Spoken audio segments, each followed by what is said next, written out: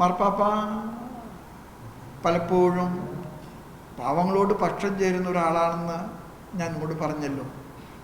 ഈ പക്ഷം ചേരിലെ വെറും പ്രകടനങ്ങൾ കൊണ്ടോ വാക്കുകൾ കൊണ്ടോ മാത്രമല്ല, മാർപ്പാപ്പ ഇപ്പോഴും അത് പ്രകടിപ്പിച്ചിട്ടുണ്ട്.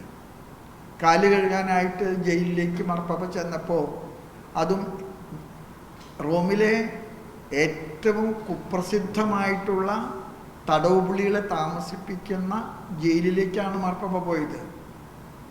മാർപ്പാപ്പ അവരെയൊക്കെ കണ്ടപ്പോൾ വാത്സല്യത്തോടുകൂടെ അവരോട് ഇടപഴകി, അവരോട് പെരുമാറി. അവരിൽ പലരും പിന്നീട് പ്രതികരിച്ചു. ഞങ്ങൾ ജീവിതത്തിൽ ആദ്യമായിട്ടാണ് ഒരു മാർപ്പാപ്പ ഇതുപോലെ ഞങ്ങളോട് പെരുമാറുന്നത് കാണുന്നത്. മാർപ്പാപ്പയുടെ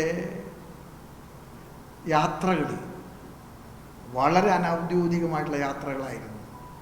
മാർപ്പാപ്പയ്ക്ക് ഇന്ത്യയിലേക്ക് വരാനും ആഗ്രഹമൊക്കെ ഉണ്ടായിരുന്നു. പക്ഷേ മാർപ്പാപ്പയെ സംബന്ധിച്ച് ആരോഗ്യ സംബന്ധമായിട്ടുള്ള കാരണങ്ങൾ കൊണ്ട് ഇന്ത്യയിലേക്ക് വരാൻ മാർപ്പാപ്പയ്ക്ക് കഴിയുകയില്ല എന്ന് മാർപ്പാപ്പയ്ക്ക് അവസാനത്തെ നാളുകളിൽ അറിയാമായിരുന്നു. അതുകൊണ്ട് അവസാന നാളുകളിൽ മാർപ്പാപ്പ യാത്രകൾ പോയിട്ടില്ല. മാർപ്പാപ്പ എഴുതിയ ചാക്രിക ലേഖനങ്ങൾ, അതിനെല്ലാം തന്നെ ഒരു ജനകീയ മുഖമുണ്ട്. മാർപ്പാപ്പ ആദ്യം എഴുതിയ ചാക്രിക ലേഖനമാണ് ലൗദാത്തോ സി. ആ ചാക്രിക ലേഖനം പ്രകൃതി ദൈവത്തിൻ്റെ വലിയ വരദാനമാണ്. പ്രകൃതിയെ ചൂഷണം ചെയ്യാൻ പാടില്ല. മനുഷ്യൻ പ്രകൃതിയോട് ഇണങ്ങണം. മനുഷ്യൻ പ്രകൃതിയോട് ഒത്തുചേർന്ന് പോകണം. പ്രകൃതിയെ നശിപ്പിക്കാൻ പാടില്ല. ലൗദാത്തോ സി, ദൈവത്തിൻ്റെ വലിയ മഹത്വം പ്രകൃതിയിലൂടെ പ്രകടിപ്പിക്കണമെന്ന് മാർപ്പാപ്പയുടെ ആഹ്വാനമാണ് ലൗദാത്തോ സി. ഒരുപക്ഷെ ഒരു ഗ്രീൻ വേൾഡിനെ കുറിച്ചൊക്കെയുള്ള ചില ചിന്തകൾ നമ്മൾ പലപ്പോഴും ചിന്തിക്കാറുണ്ട്. മാർപ്പാപ്പ അതേക്കുറിച്ചുള്ള തൻ്റെ കാഴ്ചപ്പാടുകൾ അവതരിപ്പിച്ച ഒരു ചാക്രിക ലേഖനമാണ് ലൗദാത്തോ സി. മാർപ്പാപ്പ എഴുതിയ രണ്ടാമത്തെ ഒരു ചാക്രിക ലേഖനമുണ്ട്, 2015 എഴുതിയത്, ഫ്രatelli tutti, എല്ലാവരും സഹോദരങ്ങൾ.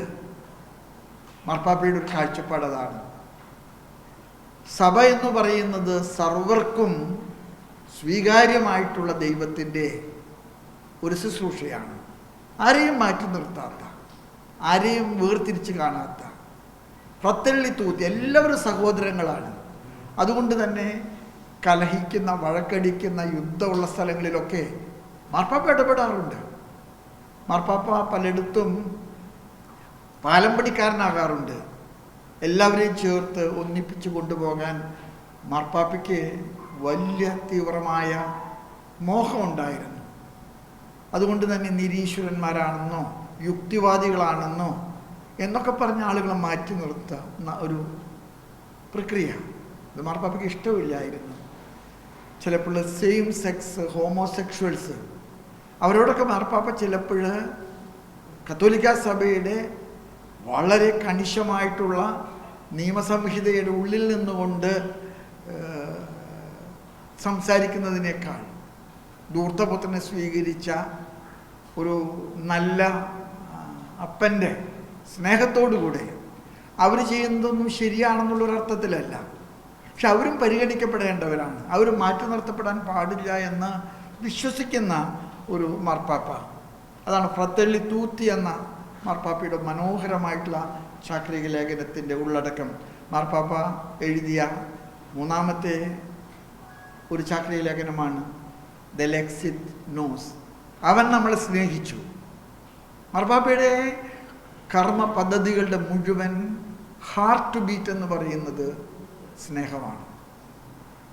പ്രത്യേകിച്ച് നല്ലവരായിട്ട് ജീവിക്കുന്നവരെ സ്നേഹിക്കുക, അതിനോടൊപ്പം തന്നെ നല്ലവരല്ലാതെ എന്ന് നമ്മുടെ ഡിക്ഷണറിയിലെ അല്ലെങ്കിൽ നമ്മുടെ നിയമ സംഹിതകളിലെ നമ്മൾ വേർതിരിച്ച് മാറ്റി നിർത്തുന്നവരെയൊക്കെ മാറ്റി നിർത്താതെ എല്ലാവരും ഒന്നിച്ചു കൊണ്ടുപോകണമെന്ന് വിശ്വസിച്ച ഒരു മാർപ്പാപ്പയാണ്.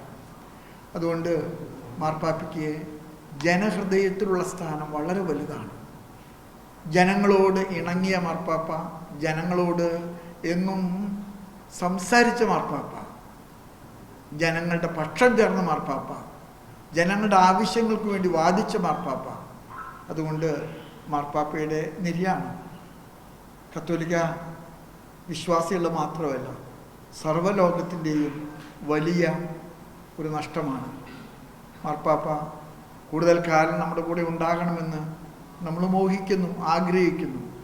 പക്ഷേ ദൈവത്തിൻ്റെ തിരുവിഷ്ടമനുസരിച്ച് മാർപ്പാപ്പ യാത്രയാകുമ്പോൾ നമുക്ക് മാർപ്പാപ്പയെ ആദരവോടുകൂടെ, ആത്മാഞ്ജലിയോടുകൂടെ മാർപ്പാപ്പയ്ക്ക് യാത്രാമൊഴികൾ ചെല്ലാം.